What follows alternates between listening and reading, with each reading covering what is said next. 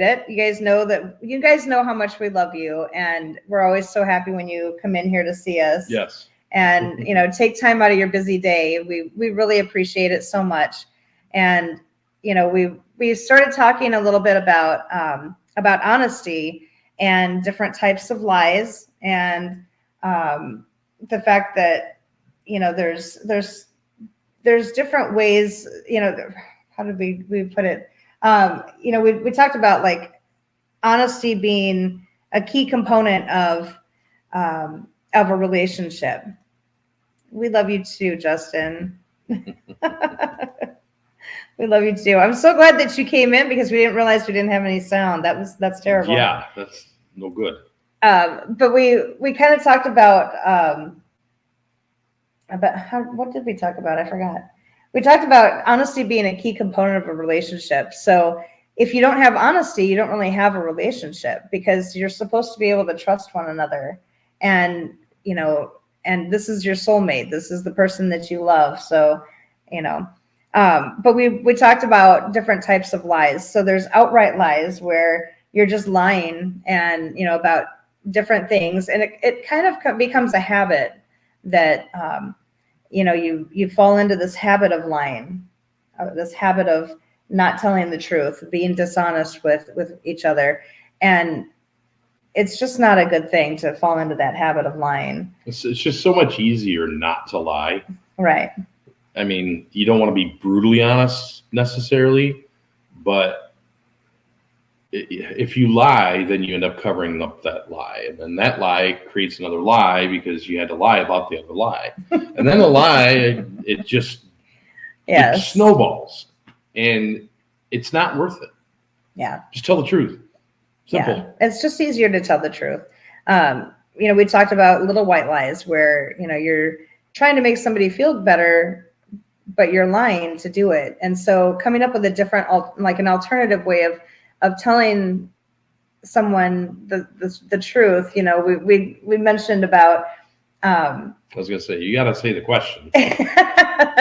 Does my butt look fat in these jeans? Because every woman is going to ask that question. Does my butt look big in these jeans? And instead of Dan saying, yeah, you look like a beached whale, and hurting my feelings, he can come up with a different way of telling me, like, hey, do you have something else that you can put on? Or, instead of those cream colored pants, I really like those blue ones that you have. Those really look nice on you. And, just coming up with a different way of saying it. Honesty is the make or break. Yes. And trust. It's so important. Yeah. Because if you don't have honesty, there's no trust. So you have to be honest with one another, and you have to be able to trust how the other person is going to react to what you say. I mean, why would you lie to the person who you're going to spend the rest of your life with? It just doesn't make sense, because all it's going to do is make them not trust you. Right. Do you really want to be around somebody who doesn't trust you? Exactly. It's just not worth it. It's not worth anything, you know? And we mentioned that there's lies of omission where you purposely leave out something, a detail so that you won't get into trouble. And we were talking about how in married relationships, it usually has to do with somebody hitting on you, or running into your ex or something like that, or seeing them online, or have them wish you a happy birthday, or what have you. Yeah. And the lies of omission, that's a slippery slope to get into, because if your spouse finds out that you're leaving something out, then they have a hard time trusting anything else that you say, because they're thinking, what else aren't you telling me? Right. They start thinking that. That's just a natural thing. It took a long time for trusting because of my own past, and thankfully it didn't split my wife and I up. She helped me through it and gave me time to better myself. Wow, that's good, dude. Yes. That's awesome. You have an amazing wife, Justin. Yeah, no doubt. Yes. Because we had just started talking about, last week we talked about self-sabotage. I can't even speak today. We talked about self-sabotage, and and that really leads to like, why are people sabotaging their relationships? A lot of times it's because they've built up these walls, and it could be because of past abuse or cheating or really bad breakups, different things that have happened to you in your past. And so you've built up this wall so you don't get hurt. Right. And, or maybe people in your past have just walked away from you because of your past. And I know that happened with me several times. I think it happened with you too. And we started talking about with me, with my first marriage. I was 28 and just wanted to get married. And, you know, my family, my brothers were getting married and having kids. My friends were getting married and starting families. And I wanted that. So I settled. And my first marriage, it was, I really thought I could trust him. I really thought that it would be a great marriage. I didn't have any reason to believe it wouldn't be. I mean, I saw red flags and I should have walked away, but me being the hopeful person that I am, I chose to overlook the red flags and think, oh, well, I know he hasn't had a steady job ever, but that could change. And I know he's super, super, super close to his mom, but maybe he'll be that way with me, you know, and it just didn't turn out that way. And my ex had a really bad temper when he got married, when he got mad. So, which of course you don't find out about until it's too late, usually. Right. I never thought that I never ever thought that I would be in a relationship that would be abusive, because I always thought that like people who are in abusive relationships were kind of naive, you know, until I was in one. And then I realized, no, they just keep thinking things will change, and they do change. They get worse. they get worse. You know, with me, it started out where we had the textured paint on the wall. And so it was like 3D, and it stuck out. So if you bumped up against this wall, it would scratch you. So my ex's favorite thing to do was to shove me down the hallway, and it would get to the point where my arm would be bleeding. He would throw me in the bedroom on the floor and tell me not to get up. If I knew what was good for me, I wouldn't get up. Kick holes in the doors, punch holes in the walls. And the last instance that we had, the last argument, he had put his hands around my neck and pushed me out the front door. And it was at that point that I decided I will never, ever have someone touch me that way again. And so following that relationship, it was really hard for me to learn to trust men. I had a pretty deep fear of being alone in a room with being alone in a house with a man, because I didn't know what he was going to do. If he got mad, what is he going to do? I don't want to get hurt. Physically, I don't want to get hurt.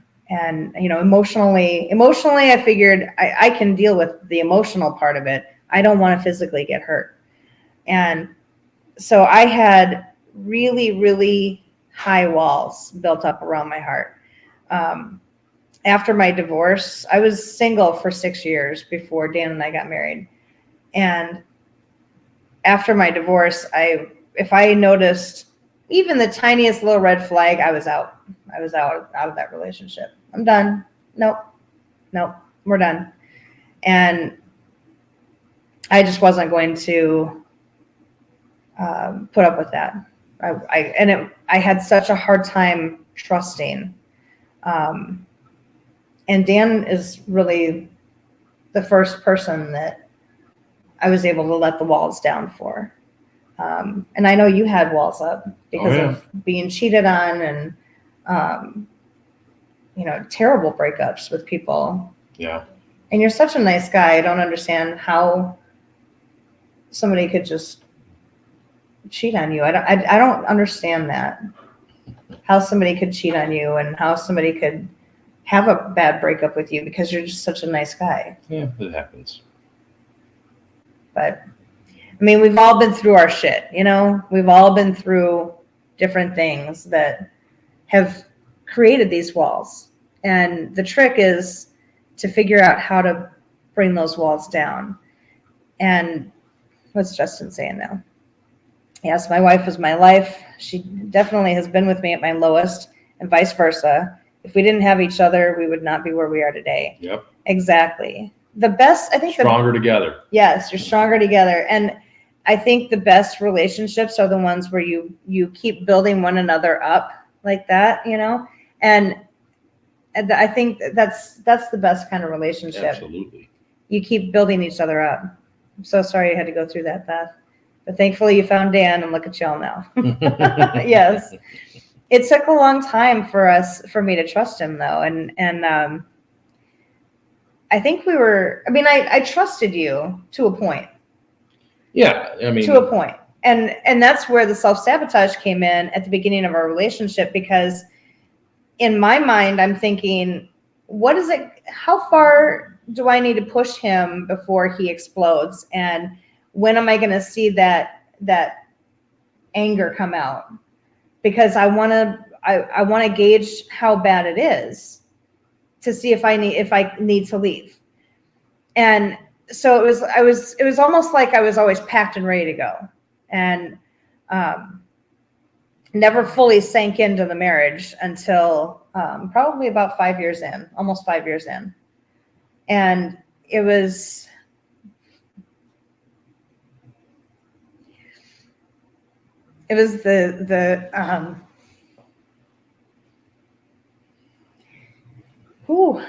yes.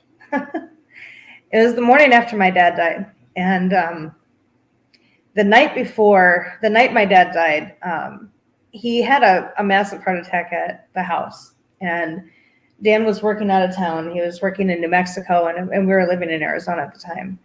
And so I was there with the kids and my dad, and he had a massive heart attack. And so I had called 911 and did CPR on him. And he passed away at the house. And, you know, the paramedics took him to the hospital. They pronounced him at the hospital, but I knew, you know, based on my former work experiences, I knew that he had gone at the house. And so we had called Dan and let him know. And the next morning I picked him up from the airport, and I think it was when I saw him come out of the airport, it was like all the walls came down. And knowing how hard he fought to get home to us, it really showed me that he was there for the long haul. He was there, and he would always be there. You need to take over. I can't talk. I can't talk. Yeah, I'll never forget that phone call. It was, sorry, I'm probably talking really quiet. It was not an easy phone call to hear. I pick up the phone and I hear our daughter talking to me and saying that her dad had fallen over and they think he's having a heart attack. And I could hear Tracy in the background doing counting, and I could hear Annie in the background telling her to keep administering CPR. And I was stuck in New Mexico, and I like completely lost my mind for a minute. I had to gather myself back together and went and got everybody that I was there with and was like, hey, this is what's going on. I got to get out of here. And they all snapped right to it and got me a ticket. My buddy Dallas, he's amazing. Amazing. One of the best people I've ever known. He had no problem taking me at 3:00 in the morning to Albuquerque to get on a flight so I could go home. And mind you, Albuquerque was an hour and a half away from where he was working.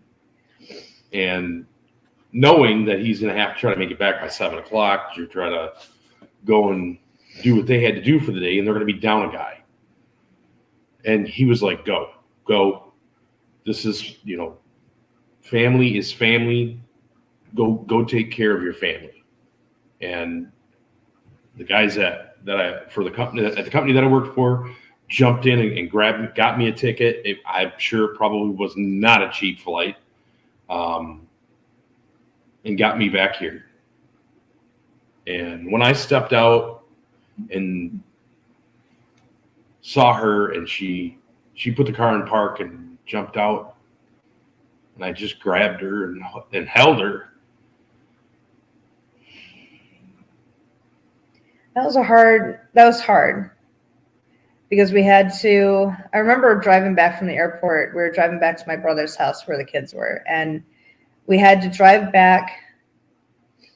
It was about a half an hour trip, and we had to drive back to my brother's house. And the whole way back, I kept saying to Dan, I don't know what to say to the kids because they didn't know that my dad was gone. And I kept saying to Dan, how do I tell them that their dad is gone?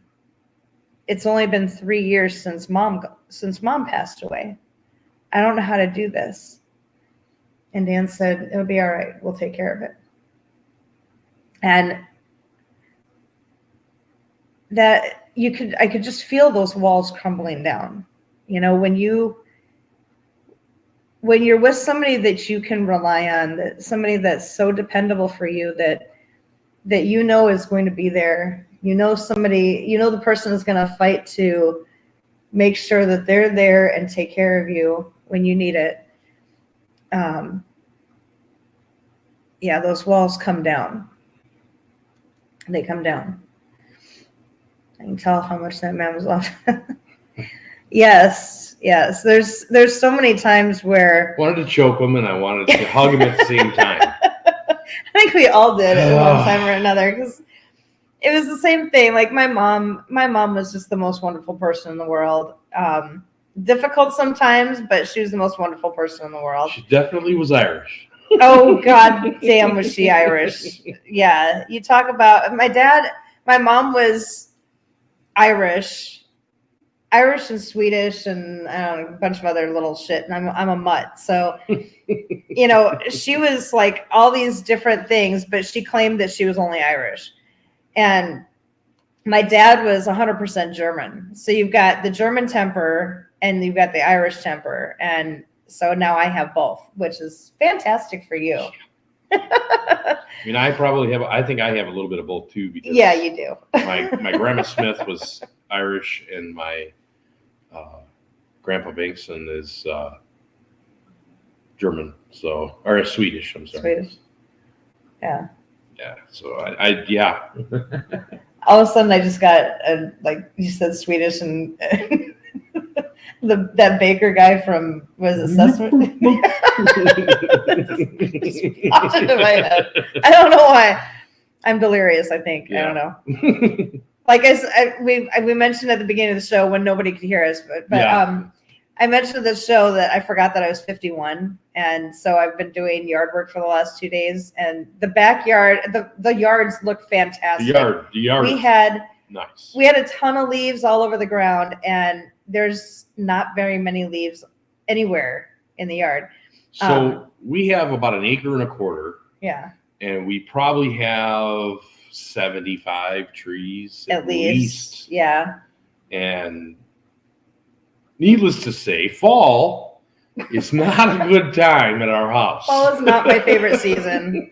Not my favorite season. When it's just me and her trying to clean all this, it's crazy. But yeah, we're getting better at it. It's a little difficult. And then we also mowed the dog's side yard, which was fun. Yeah. Just crazy. So my back, my shoulder is just like it's out. So if I wince in pain, it's not because of the material. It's because of my shoulder. My mom's side came from Belgium in 1922, and my dad's side from Netherlands in 1890. Wow, that's cool. That's really cool. Yeah, my dad was second generation born in the United States. His grandparents were born in Germany. And so his dad, I don't know, no, did his dad, was his dad born in Germany too? No, his dad was born in the United States, right? I think so. I have no idea. Yeah, I think it was my dad's grandpa who came over and so my maiden name is this long German name, and that's why I was really good at spelling bees, because of my last name. I had to learn how to spell that when I was 4, so I was good at spelling.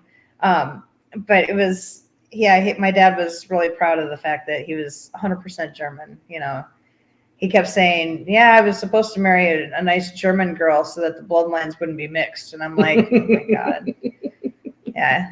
No tampering. Like he kept saying, no tampering with perfection. That's what he would say all the time. No tampering with perfection. I'm like, okay, yeah. Don't mess with perfection. But anyways, so being able, like, for such a long time, I wasn't able to. One of the reasons I had those walls up is because I couldn't trust how someone was going to react to what I said or what I did, because when you're in an abusive relationship, it doesn't matter what you say or how you say it. The person's going to react how they want to react, and it doesn't matter what you say or how you say it. So you can never predict how the person's going to react, and so that throws your trust level off, because there's no way of predicting. And I hate to say that Dan's predictable, but I try to be. You're pretty predictable. You know, I can tell you how he would react if you said this or if you said this. And I like that. I like being able to know. Be able to trust that I'm not going to.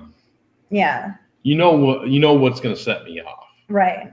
You know. And, we've learned throughout the years, what sets each other off and everything. And like, I remember when I was still working at 911 when we first got married, and we had a Mastiff Rottweiler puppy. And by puppy, I mean, he was less than a year old. He was probably about 6 months old. Yeah. No, he was older than that. He was probably about almost a year, wasn't he? Yeah, he was like 8 or 9 months old, maybe. But he was already like 70 pounds as like less than a year. He was all paws. All paws. So we knew he was going to continue to grow. We're and like, all muscle. Oh boy, here we go. And this dog was dumb. Like Dan would, he was working from home, so he would throw a ball down the hallway, and the dog would, we had this really slippery tile, and the dog would like do the cartoon skedaddle thing, you know, and then run and try and stop himself, but he would slide into the wall every time. I'm surprised we don't have a Rudy-shaped hole in that wall. There's probably a Rudy-shaped dust spot on that wall, I'm sure, at least. But I would come home from work, and Dan met me at the door several times with, "Okay, please don't be mad, but." He broke a snowman that your mom had given us. And I'm like, okay, I feel really bad, but it'll be all right. Your mom would understand, the dog got hyper or whatever. Your mom would understand. It's okay. And then Dan met me at the door one night, and he said, "I have something to tell you. I don't think you're going to be happy about it, but Rudy was running outside and he knocked over our unity candle from our wedding." And I'm like, okay. And he said, "Well, it's dented now, and one of the side candles broke in half." And I said, "Well, I mean, we already used it, so it's fine. I mean, it's just decoration now. Purpose. So it's fine." So now we have our unity candle. We still have our unity candle, but it's got a dent in it. So just reminds us of Rudy. Rudy did that. And, or I would come home and Dan would say, "All of your Nicholas Sparks books were found outside today. And Rudy was chewing on them, and I'm like, I don't know if he just liked the taste of that paper, but he wouldn't I don't know. chew on any other books. It was just Nicholas Sparks. Yeah. It was the weirdest thing. And Took I'm like, my wallet out in the yard, chewed it all. Took my purse out there. Dan thought it was kind of funny when Rudy took my purse out there and started chewing out in the yard. He didn't think it was very funny when Rudy took his wallet out, though. No, that wasn't as funny. Not nearly as funny. I thought it was funny, but Dan did not. But you have to be able to trust your partner's reactions to things. And I think that's both of our responsibilities, really, is to be predictable. Have your reactions be predictable. And that's, as parents, it's really important to be predictable as well, because your kids you want your kids to grow up in an environment where they know how you're going to react when they get into trouble about something, so that they can come to you and especially when they're doing stupid shit, because kids are going to do stupid shit, especially when they get in high school. Mm-hmm. And, they have to be able to kind of predict how you're going to react to things. I think the kids always knew they could go to you and talk to you about pretty much anything. And they were a little more cautious with me because I was kind of like the hammer. Mm-hmm. But I had to be. You were working out of town a lot. And yeah. So I was more of the enforcer, I think you were the hammer with our youngest, though. With Mike, with the boy, I kind of made you be. I'm like, I'll take care of the girls, you take care of the boy. I want him to grow up like you. Somehow I got screwed in that deal. I had two that I had to deal with. You only had to one. deal with. I had one, and I still got screwed in that deal. I had two. I'm claiming I had two that I had to take care of. You only had the one. You got easy. No.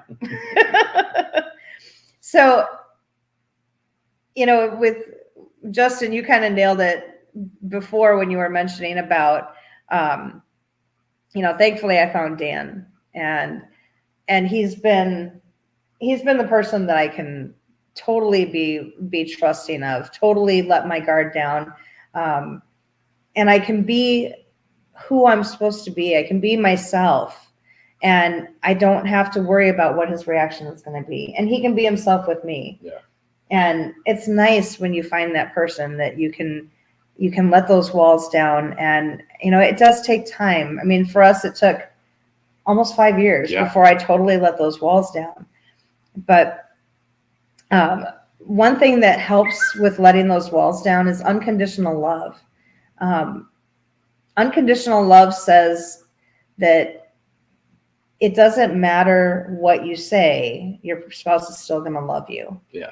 And I mean, Dan and I have said some horrific things to each other, and you still apologize for those things that are unkind, that are just terrible things to say, but at the end of the day that he's still going to love me. Yes. I'm still going to love him because, we have unconditional love. Yes. It's not, we don't place any conditions on, I'm only going to love you if you do this or this. Right. It's the type of love that a parent has for a child. But that emotional or that unconditional love is like a safety net for you so that you can break those walls down. So you can take the time to do that and you can be your true self. Yeah. So showing kindness and compassion for one another is another step to helping those walls come down. That's really important. And being patient with one another.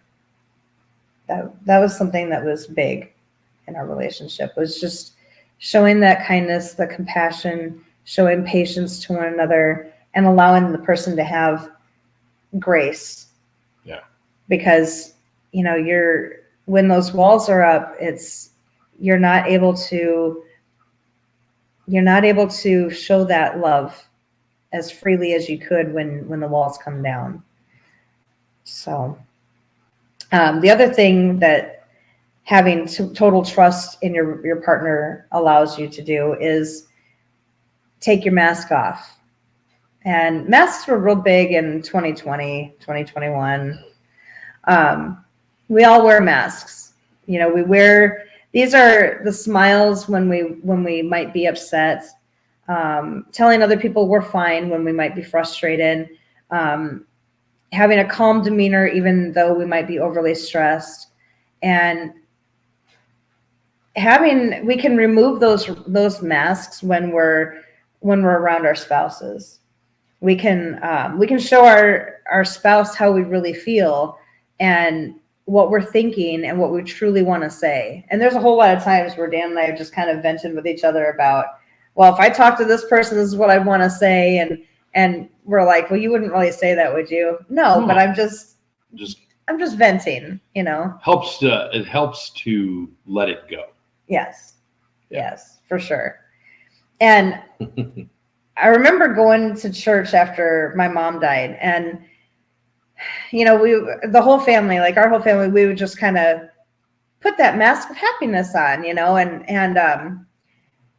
and we would go to church, and every Sunday it would be the same thing. We would go to church, and after church was done, we would try to tell the kids, okay, get your shit together. Let's go. Let's get out of here. And we would never make it because there would be a whole crowd of people that would just come swarming over, because my mom was very active in the church and the school that the kids went to. And so everybody knew her, everybody knew us. And so they would all come over and ask, how are you doing? Do you need anything? Is there anything we can do for your family? And it was very, very sweet. It was very sweet.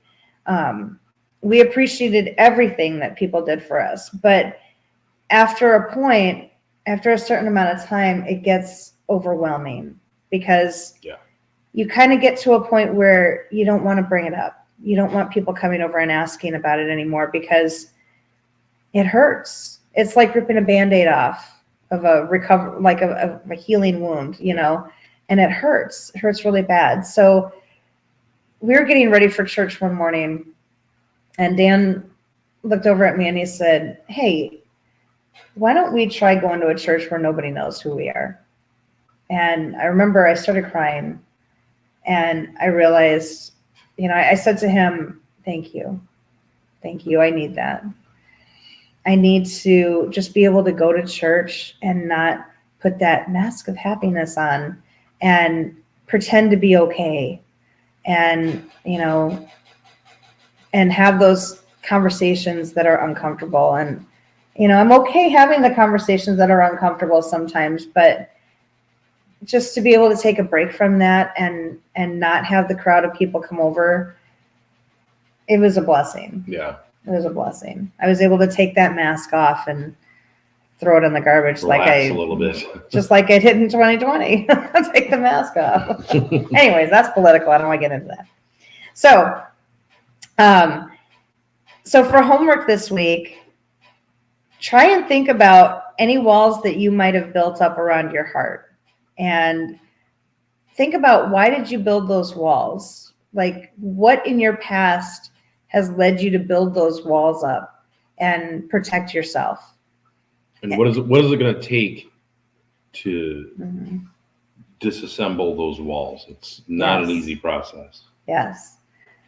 What is it going to take? That's the magic question right there. What is it going to take to bring those walls down? And what do you need to see from your partner so that you can trust each other completely? I can tell you from experience, once Dan already had his walls down at the beginning of our marriage, like shortly after I guess probably within 6 months or so. I'd had 3 years to recover from the relationship that I was in before we got together. Yeah. So I kind of just kept to myself, worked on myself. And by the time I got to you, I was doing pretty darn well.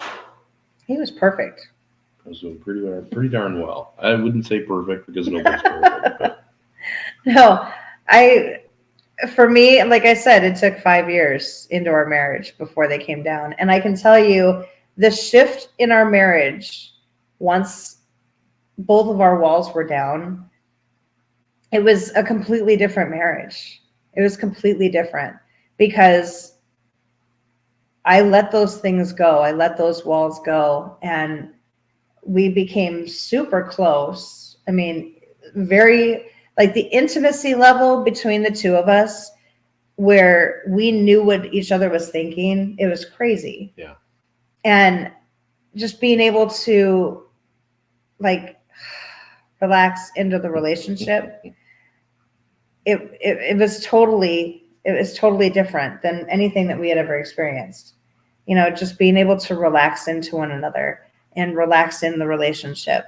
It's amazing. Amazing. Please, if you have walls up, please tear those down. You know, at least figure out what it's going to take to tear the walls down, and maybe discuss it with your spouse. Yes. Talk to your spouse about what kind of walls you have up, why you think those walls are up there, and ask for that grace, ask for that time for those walls to come down, and make a promise to one another that you're going to work on bringing those walls down and trusting more.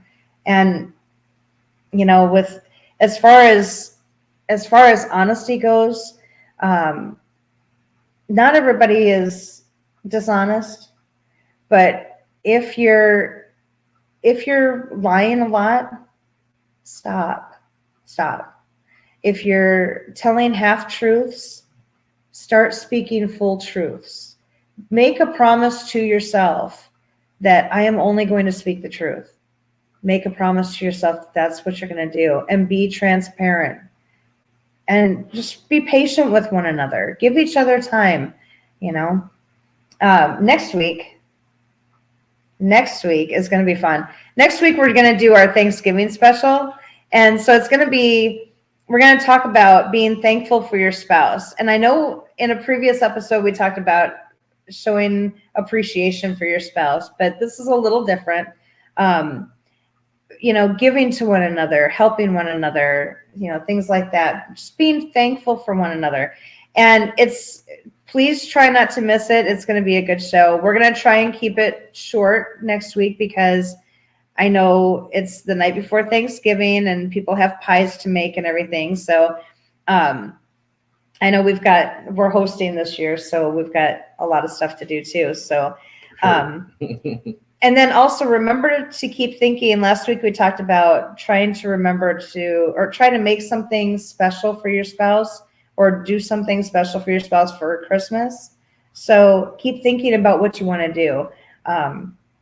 And the week after next week is Mr. Dan IT Guy's birthday.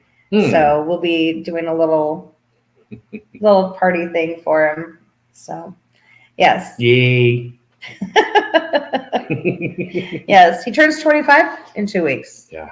25. Actually, it's the reverse, but we're not going to go there. Well, I'm keeping it. Once I turn 52 in January, I'm turning it around to 25. I can tell you that right now. That's going to be it. That's what I'm doing. I hope you're not 15 right now, because that would mean I'd be robbing the cradle. No, you'd be 15 right now too. Oh, that's true. That's right. That's right. We're going to keep it like that. Anyways, we are going to get going. And Justin, I hope you're doing really well. We're praying for you and your wife. And let's see. Thank you so much.